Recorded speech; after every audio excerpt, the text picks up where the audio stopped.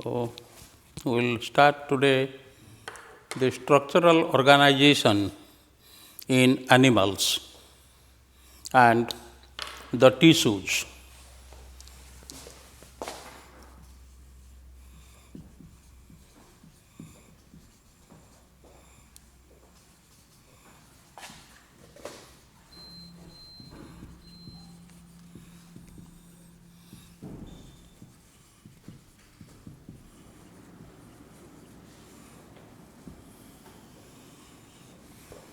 So, structural organization in animals.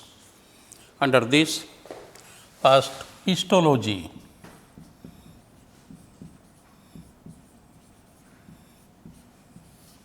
Histology. The unicellular organisms like amoeba perform all vital life processes. Unicellular organisms like amoeba perform all vital life processes such as locomotion, nutrition, respiration, excretion, and reproduction, etc. Being a single cell, they perform all these vital life processes. Multicellular animals, those are known as metazoa. Multicellular animals consist of large number of cells which have different structure and function. They have large number of cells and these cells have different structure and function. Sponges, for example, the phylum Porifera, the sponges, they have cells which are all independent, but there is division of labor. All the cells are independent, they function independently, and there is division of labor. Some cells, they are involved in nutrition, some are involved in respiration, all these like that, reproduction, excretion. So, there is a division of labor. In higher metazoans, beyond phylum Porifera, in higher metazoans, similar cells in groups perform a particular function. Similar cells in groups perform a particular function different in structure and function from other groups. So, groups, there is formation of groups. The structure and function of one group is different from the structure and function of another group. Such groups of similar cells with specific function are called tissues. So, a group of similar cells performing a specific function is called as a tissue. Study of structure and function of tissues is called histology. So, study of structure and function of tissues is called histology. Now, we can define a tissue. Definition of a tissue. A tissue can be defined as a group of similar cells, united by some intercellular substance or matrix, in between cells there is substance, that is called as intercellular substance or matrix, governed by the same laws of growth and development,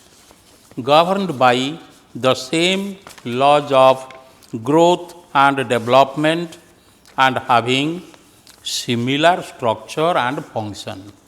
So, in a very simple way, we can say that tissue means it is a group of similar cells having same function and they are governed by same laws of growth and development, that is a tissue. Now, groups of tissues engaged in their own functions unite to form a functional unit called organ. So, first is the cell, then tissue, then organ. Organ. So, organ means it is a group of tissues engaged in their own functions, unite to form a functional unit called organ. For example, the stomach, kidney, etc. These are organs. Stomach is formed of epithelial tissue, connective tissue, muscular tissue and nervous tissue. So, group of tissues, they unite having their own function to form a organ.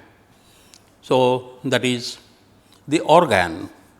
Then several organs having different function, combine to form organ system.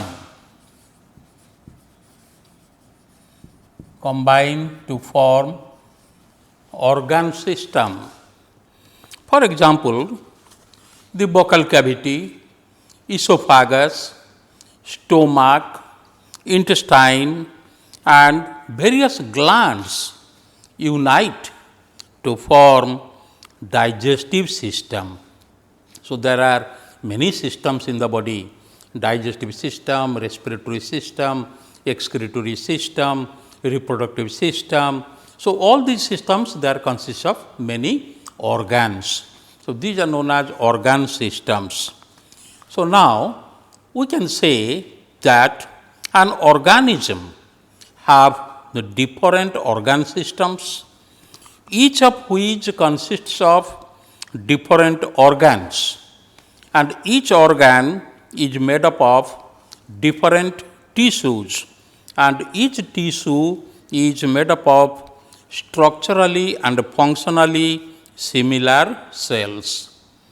So, if we go from lower side, from cells, so a group of similar cells having same function form tissues. A group of tissues combine to form a organ. A group of organs, they unite to form a organ system, and all these organ systems form the organism, the animal organism. Now, we will discuss about different types of tissues.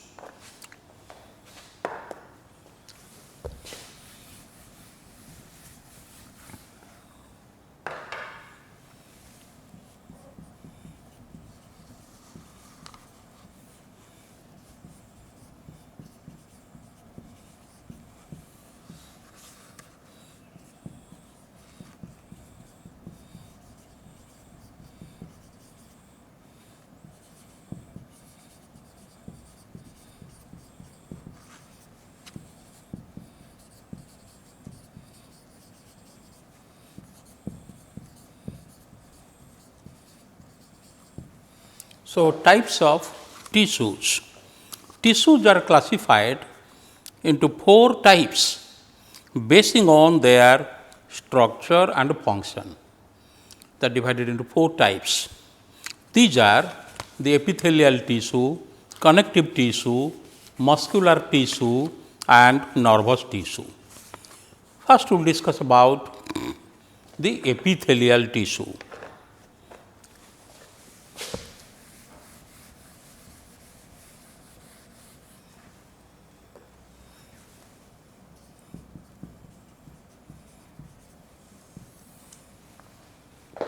Epithelial tissue. Epithelia, singular is epithelium, plural is epithelia. Epithelia are covering or lining tissues. These are covering or lining tissues. Covering or lining tissues which cover the free surfaces or line the cavities. They cover the free surface or line the cavities. There is presence of little or no intercellular substance. There is presence of little, very little or no intercellular substance or matrix which is produced by the epithelial cells themselves. So, there may be very little or no intercellular substance or matrix that is produced by the epithelial cells themselves. Epithelium may be simple or compound, may be simple or compound. If the epithelium is one cell thick, if the epithelium is one cell thick, it is called simple epithelium. Single layer of cells, that is called simple epithelium. When the epithelium consists of more than one layer of cells, more than one layer of cells, more than one layer of cells, it is called compound epithelium. So, it is broadly divided into two categories: simple epithelium, one cell thick, it is made of one layer, single layer of cells, and if it is more than one layer, it is called compound epithelium. So, first we will discuss about simple epithelium.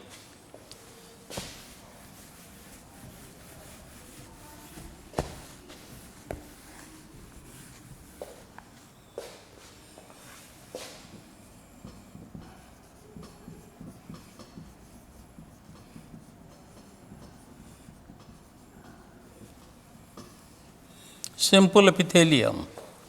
The cells are thin and flat. The cells are thin and flat. The surface above the nuclei are raised.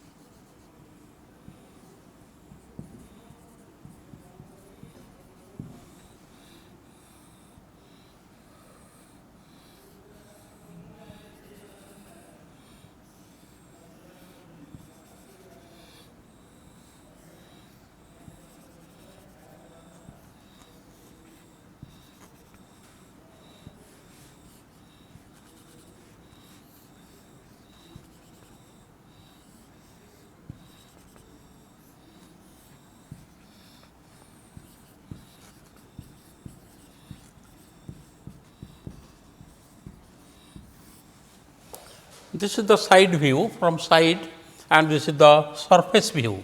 These are the nuclei. So, the cells are thin and flat and the surface above the nuclei are raised. You can see here the surface above the nuclei are raised. All the cells are arranged edge to edge, dharuku dharo lagiki rohithibe. All the cells are arranged edge to edge, you can see edge to edge, thereby forming a delicate covering or lining. Thereby forming a delicate covering or lining. It is also called pavement epithelium. This is also called pavement epithelium.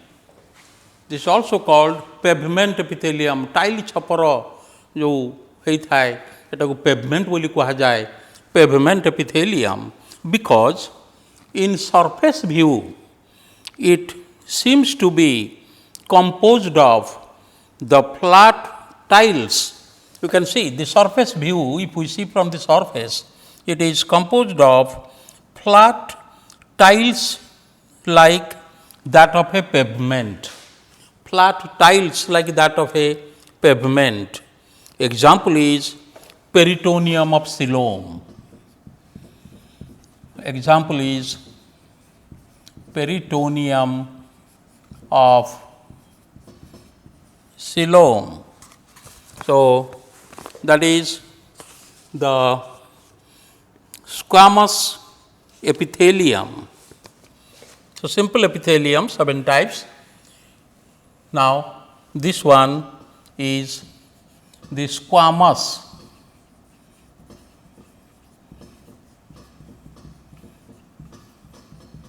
epithelium. So, there are 7 types. First, number 1 was the squamous epithelium, that is also known as pavement epithelium, because in surface view it looks like a pavement. The cells are arranged edge to edge. So, that is the squamous epithelium. Number 2 is columnar epithelium.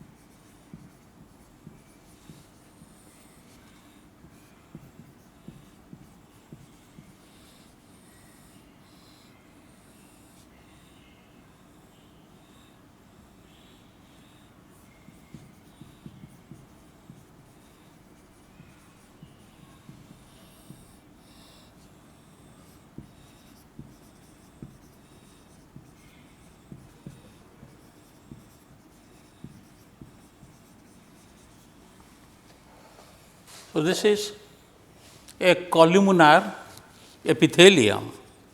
The cells are like pillars or columns. You can see these are the cells which are like pillars, combo or columns, and placed side by side. Placed side by side. Inner ends are narrow. These inner ends, they are narrow. Free ends are polygonal. Free ends, polygonal and striated. The longitudinal axis of each cell, this is the longitudinal axis of each cell, is perpendicular to the free surface at right angles. So, longitudinal axis of each cell is perpendicular to the free surface. Polygonal free surfaces face the cavities. These are the polygonal free surfaces. They face the cavities. Example, lining of stomach. Example, lining of stomach, intestine, urinogenital organ and ducts. These are the locations where these columnar epithelia are present. Then number 3, ciliated epithelium.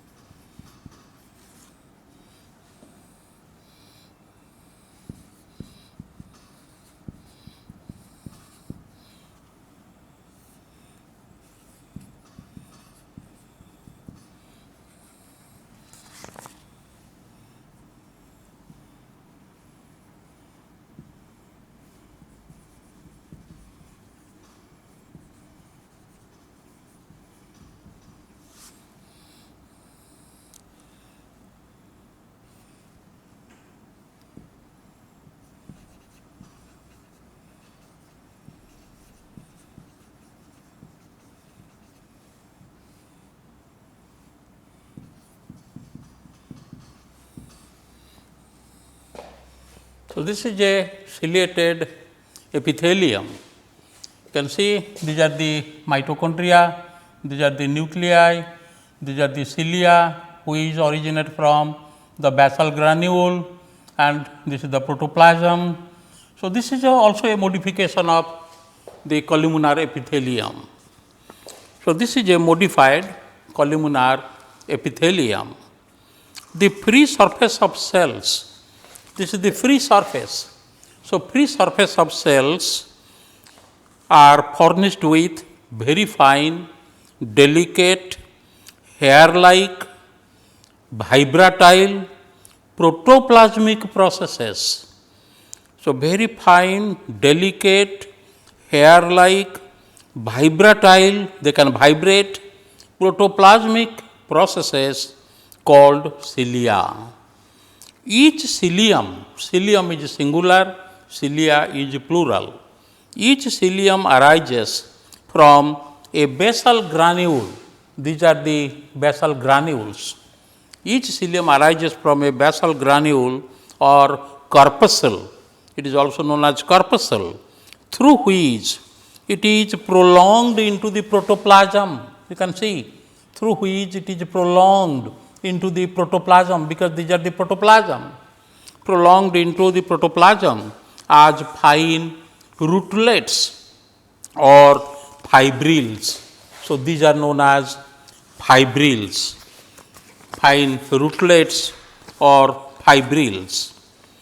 The cilium measures about 3 to 4 mu micron, 3 to 4 mu in length, and show an incessant motion, and show an incessant motion.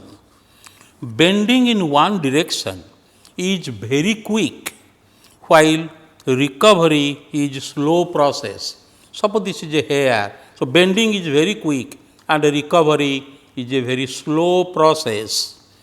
Each cilium beats a little time before its neighbor. तार जो पड़िशारे जोटा थिबो तार bending पूर्वरु एटा आग bend हबो. So each cilium beats a little time before its neighbor placed near the exterior. Thus, a wave appears to pass over the ciliated surface. A wave appears because all the cilia, they do not bend at a time, one after another. So, a wave appears to pass over the ciliated surface like a field of standing paddy stirred by a slow wind. एमिति धान बिलरे जदि धीरे धीरे पवन दब गछ गुड़ाक टिके टिके जो बंकु थब वेव मैनर रे, तेणु सेटा होची सिलिएट हेयर जो सिलिया तार bending process.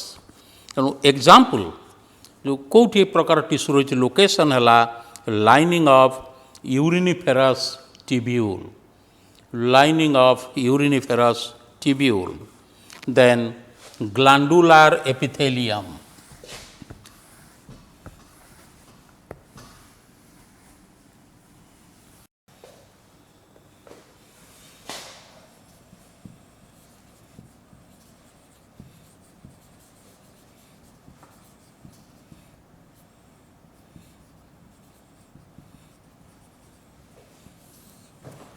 Number 4 is glandular epithelium.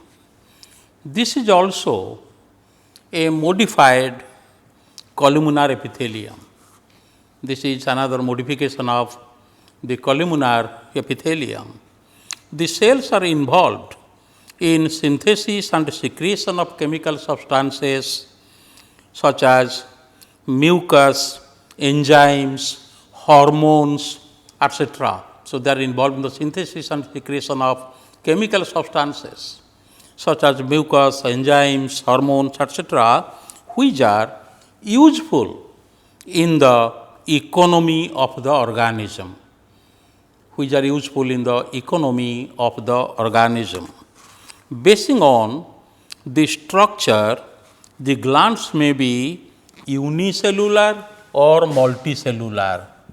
The glands may be unicellular or multicellular.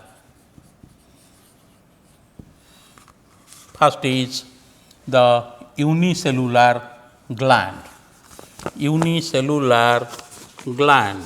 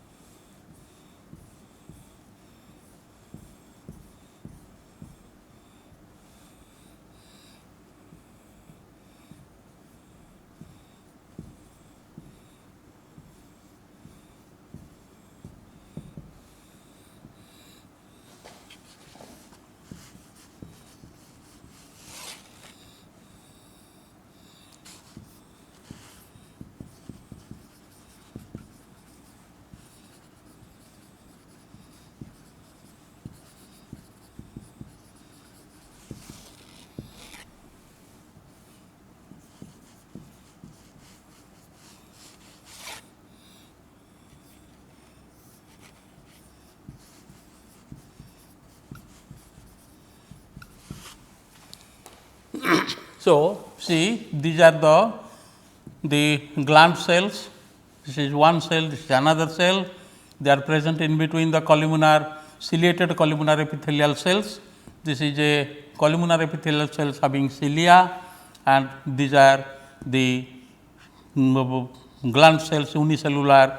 They are known as the goblet cells or mucus secreting cell because they produce mucus, and this mucus is sprayed by with the help of the cilia. So, these are the unicellular gland cells.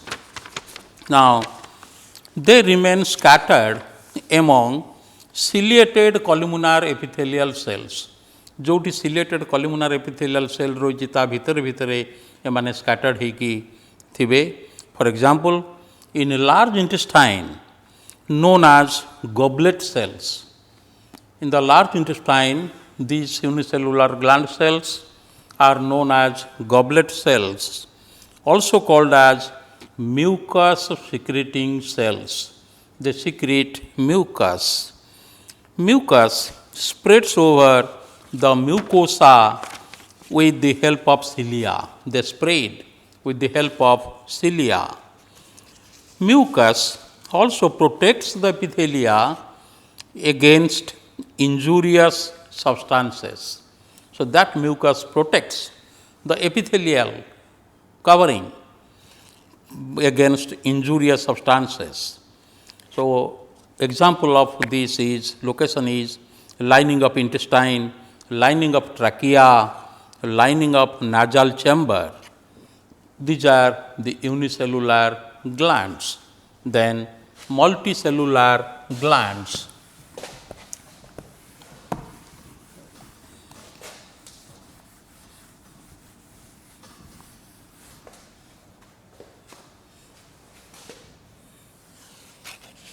Multicellular glands.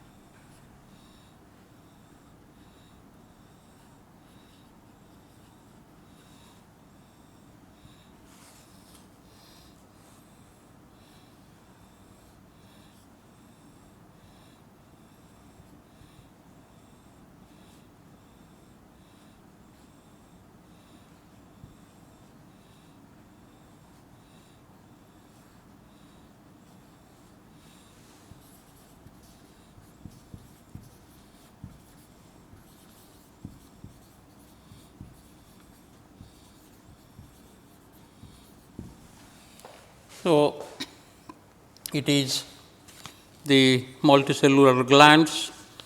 There are various types of multicellular glands. This is a simple tubular gland. This is the gland actually. The gland cells they line this, and here the same tubule is coiled. So, simple coiled tubular gland. These are alveolar gland. Here it forms a acini or alveolus, and this is a compound tubular gland. This tubular gland is branched, and here it is a compound alveolar gland. In multicellular glands, the epithelium sinks down into the underlying connective tissue. Here you can see this sinks down to the underlying connective tissue in the form of a hollow tube. This is in the form of a hollow tube.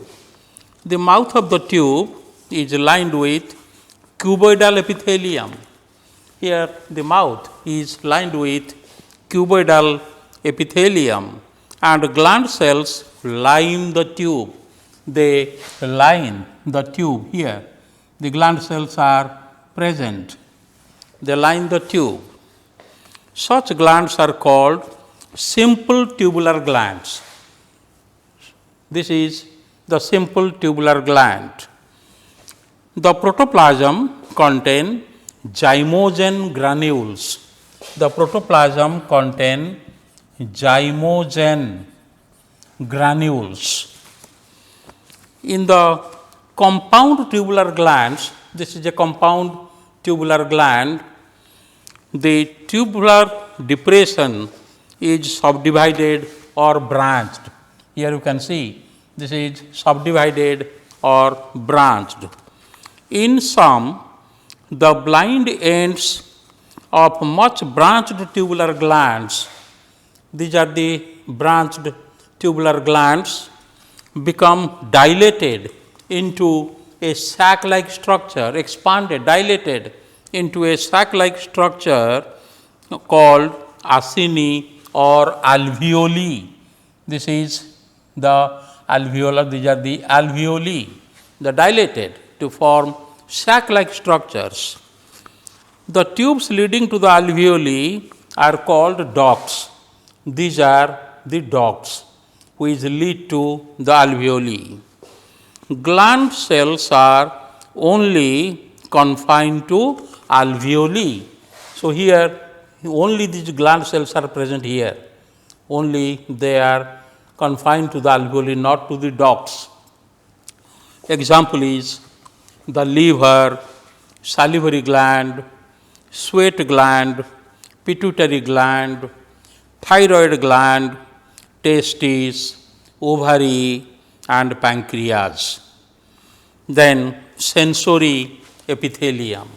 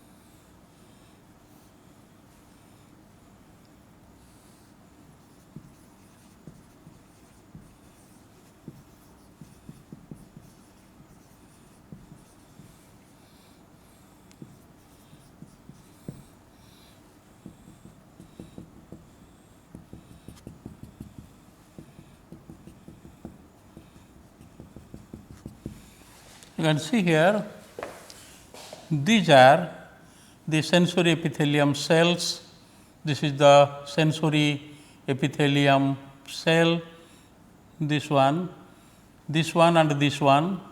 These are the sensory epithelium cells, and these are at one end there is a sensory hair, and at the other end nerve fibers arise, is connected to form the nerve fiber. So, these are the sensory epithelium. It is also a modification of columnar epithelium, because the cells are like columnar cells. This is a modification of columnar cells epithelium. The sensory cells of this epithelium bear at their outer ends one or more, at their outer ends they bear one or more sensory hairs. These are the sensory hairs, while the basal portion is connected to a sensory nerve fiber. These are connected to a sensory nerve fiber. Their function is to receive stimuli of various kinds stimuli they receive. For example, the cells of olfactory epithelium here in the nose, cells of retina in the eye, these are known as rods and cones, and the rods and cones, they are sensitive to light, that is the sensory epithelium. Then germinal epithelium.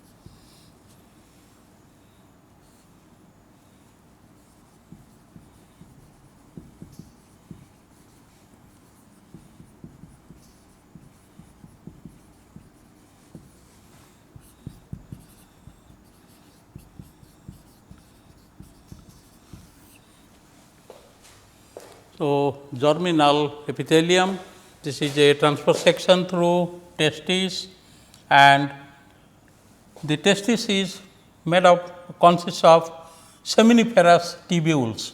These are the seminiferous tubules, and each seminiferous tubule is lined with a single layer of epithelial cells known as germinal epithelium, and through which by process of spermatogenesis sperms are formed. These are the sperms. So, these are the germinal epithelial cells, germinal epithelium. It is another modification of columnar epithelium. It is another modification of columnar epithelium. The cells are usually cubical or rounded. You can see these are cubical or rounded. For example, the lining of ovaries and seminiferous tubules in the testes. In the ovary, the lining is known as germinal epithelium, and in the testes, each seminiferous tubule is lined by germinal epithelium. These give rise to ova in the ovaries and sperms in the testes. That is why they are known as germinal epithelium. Then pseudo-stratified epithelium.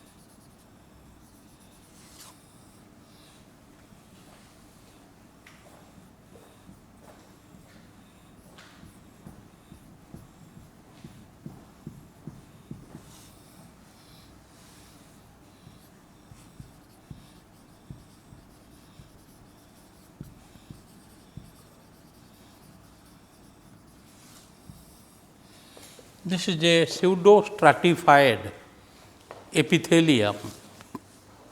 This epithelium is one cell thick. This epithelium is one cell thick, but appears to be stratified under microscope. If we see under microscope, it will appear like a stratified layer. That means formed of more than one layer. See, if we see the microscope, we will see the nuclei. So, as it appears like a stratified layer, more than one layer. This is because all the cells are not of equal height. All the cells, because you see these are very bigger cells, these are smaller cells, they do not reach the free surface. This is the free surface, these are the cilia. So, all the cells are not of equal height. Some cells do not reach the free surface and occupy the spaces between the narrow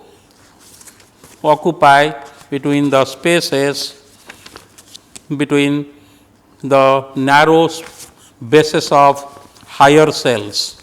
These are the bases, they are narrow than the free surface. So, in between the narrow bases, the smaller cells are present. So, the nuclei appear to be arranged in more than one row. You can see more than one row, the nuclei appear to be arranged in more than one row, which gives a false impression, because when we see under microscope, it will give us a false impression of its stratified nature. Hence, it is known as pseudo-stratified.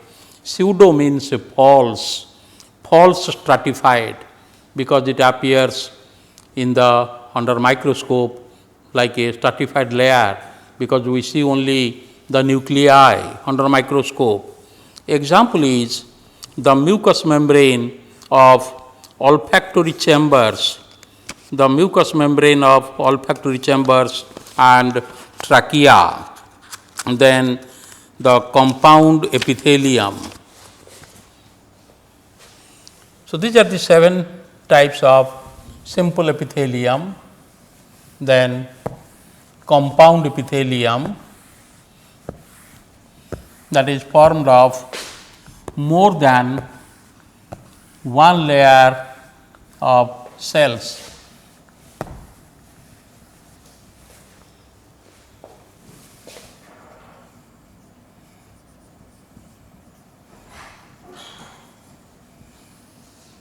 Compound epithelium. Under this, first is stratified.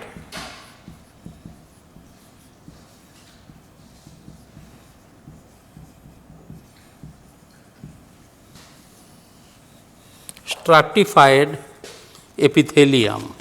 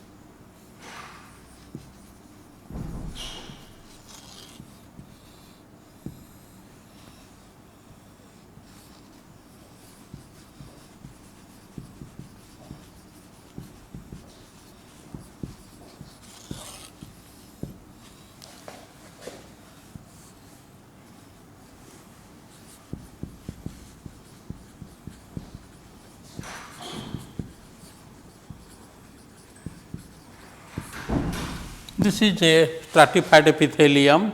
See, more than one layer of cells are present, and this is the deepest layer, that is known as the germinative layer, because new cells are produced and added to this layer by these cells. So, they are known as germinative layer, and towards the surface they are pushed and gradually they become flat, and at last there is a chemical process occurs when they pushed towards the surface, that is known as cornification, and last the cells they are removed and they die and they are removed. So, this stratified epithelium, the cells are arranged in more than one row. This provides a much more durable covering, very longer period they cover, much more durable covering. The deepest layer is a layer of columnar cells. This is the deepest layer. It is a layer of columnar cells and are capable of continued multiplication. They multiply continuously and hence called germinative layer, because new cells are produced by them by multiplication, they are added to this layer. That is why that layer is known as germinative layer. New cells are added by the germinative layer and are pushed towards the surface. They are pushed towards the surface. During this, the protoplasm of every cell undergoes a chemical change when they are pushed towards the surface. The protoplasm of every cell undergoes a chemical change producing a cornified substance called keratin.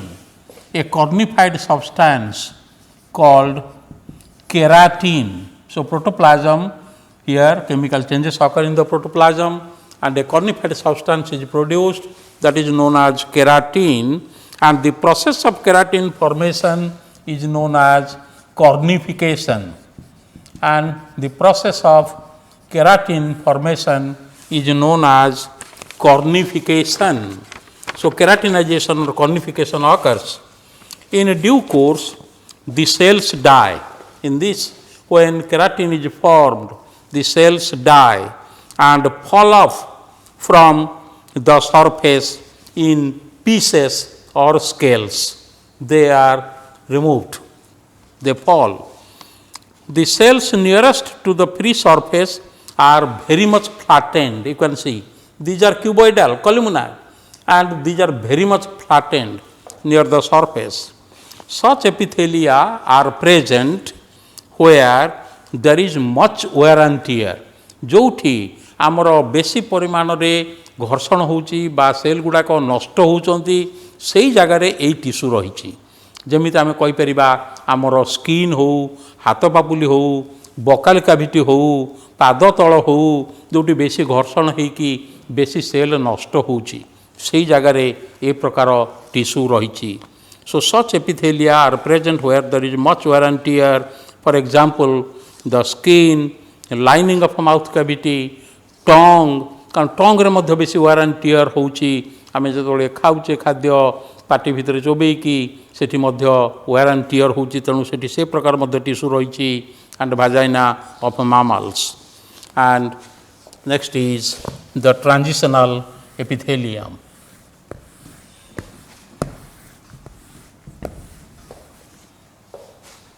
So last one is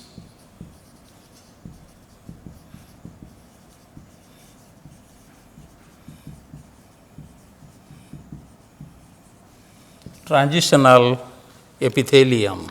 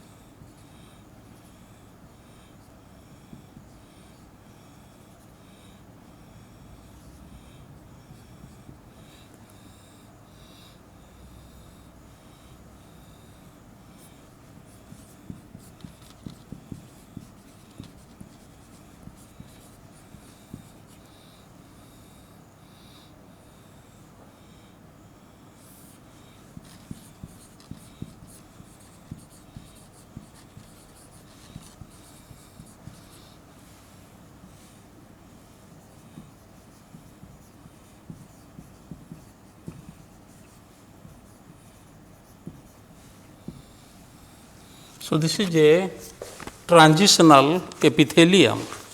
They differ from stratified epithelium. They are equal to stratified epithelium, more than one layer, but there is a difference. They differ from the stratified epithelium in that the cells here never undergo cornification. In stratified epithelium, the cells undergo cornification, formation of keratin, but here the cells never undergo cornification, and that means there is no formation of keratin. The cells do not die and they are not so much flattened. That is the second difference. In stratified epithelium, the surfaces near the surface are very much flattened. Here the surfaces near the surfaces, the cells are not flattened like the cells of stratified epithelium. So, these are the two differences. There is no cornification, the cells are not flattened. Transitional epithelium lines the passages of excretory organs and urinary bladder. So, this is located in the urinary bladder and passages of excretory organs. So, that is about the epithelial tissue. So, in the next class, we will discuss about the connective tissue. Thank you.